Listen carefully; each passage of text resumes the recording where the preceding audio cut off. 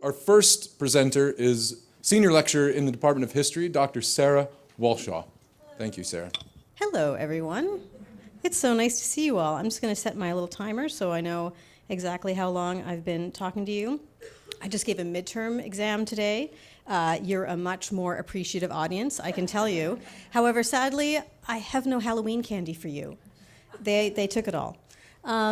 Welcome to my office. Today I had Timbits. I didn't have a ton of people come, so thank you very much for coming to my office. I consider the concept of borrowing heavily from Agatha Christie, come tell me what you know. I see this as informing potential approaches to pedagogy in a few different ways. First of all, it's an invitation to dialogue, right? Come sit down. As award winner last year, Badisha Ray would consider it, it's an invitation to relationship. It's also, in the words of Irina Kovalyova, who's in molecular and biological biochemistry, it's a celebration of learning, right? Come tell me what you know. For different assessments, it's a moment where I can you're the champion of your own learning process. And then third, it levels the potential hierarchy that tends to get invoked in university education. It lets students know that what they bring is important. What I bring should be predicated on what students need to know, what they want to know, but the first step is getting to know them, getting to know what it is that they might need to know. So it occurred to me this summer, I participated in 3 different educational contexts that very much inform what I'm going to talk about today. So the first was,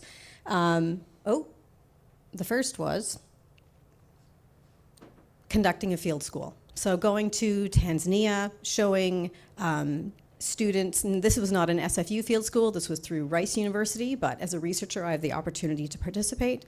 And my first question is, well, what do you know? So that I know where to move from there.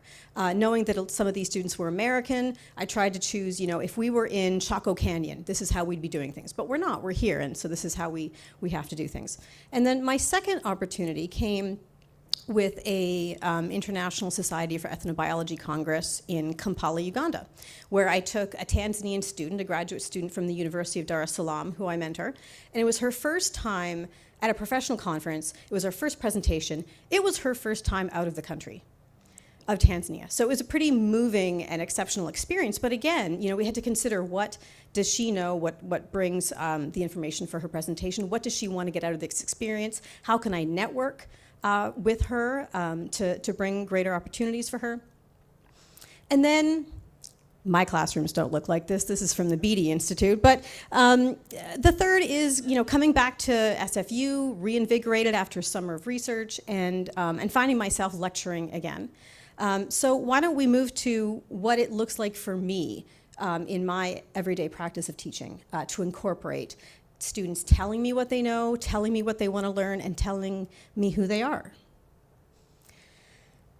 I think teaching African history is pretty awesome. It lets me showcase what I think are the best things about university. This is truly new material. I can guarantee that most of my students are not getting very much of this in our standard K-12 system. Even my students who are from African descendant communities may have, pretty limited access to some of this material. And frankly,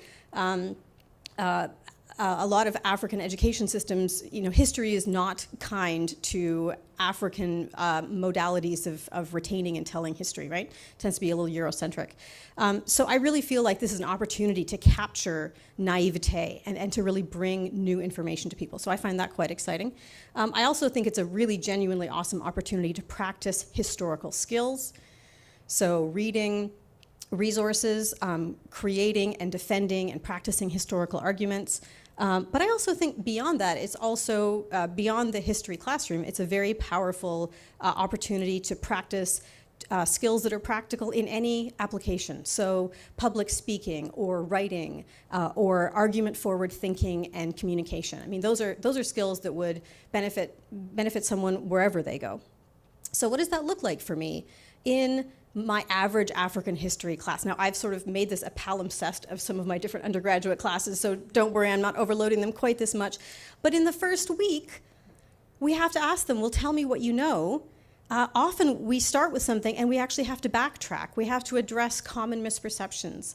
We have to unpack the baggage of misinformation. I literally conceptualize this as a backpack that we are taking things out of. And we're addressing through Chimamanda Ngozi Adichie's concept. She has a beautiful TED Talk on that, if you haven't seen it. The danger of a single story.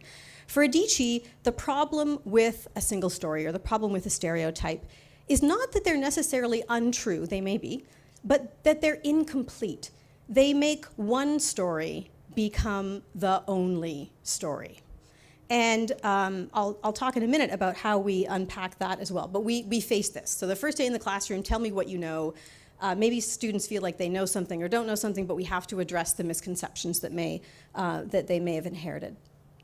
Often students obtain misinformation through common news sources. So every week in class we unpack common misperceptions through understanding Africa in the news. We go to different news sources, including everything from BBC to news sources like radio sources from Zimbabwe, for example, to see what are the stories that are coming out.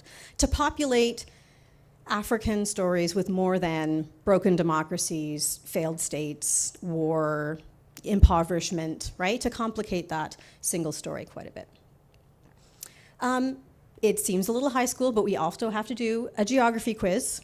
It's an easy mark, but again, it tells me what they know. And often it's very surprising to students. They think, oh, I definitely know where South Africa is. Well, that's great, but there's 53 other nations. So where are we going to start from there?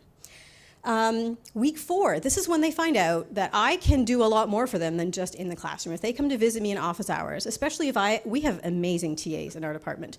So I often say, our TAs are here because they are really good at this. And you should avail yourselves of their knowledge and acumen, not just of the academic stuff, but the other resources around campus, other aspects like maybe tips about how to study or how to read, if there's a ton of reading to do, how to read quickly.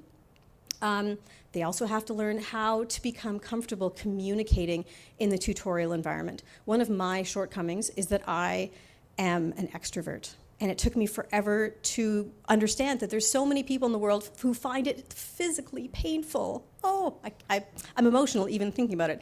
They just literally want to melt. One of my students said, I want to disappear when people look at me.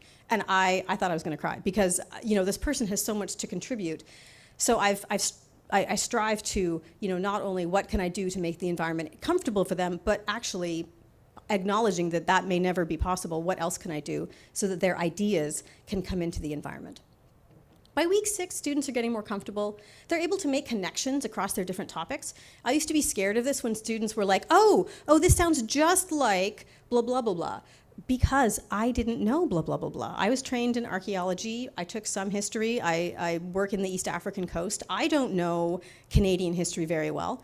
Luckily for me, our students do. And so it's a great opportunity for them to teach me something in the classroom. So instead of now me being afraid of those moments, I say, tell me the connections you see. Let's make a moment of this. Celebration of learning in the midterm. Also a moment to check in with themselves about, how are we staying sane? Are we getting enough sleep? Your professors are also stressed out. Go for a run. These are the different things that we do. We open it up to a bit of a classroom discussion. After the midterm, I usually do my own anonymous mid-semester course evaluation. I remind them what's coming up. And it's an opportunity for them to say what is working for them, what's not working for them, what topics they would like addressed that maybe I haven't covered yet. Maybe suggest a reading, maybe suggest a music video to show in class, right? Like what is it, with a few weeks to go, what can we do to make the experience even better for you?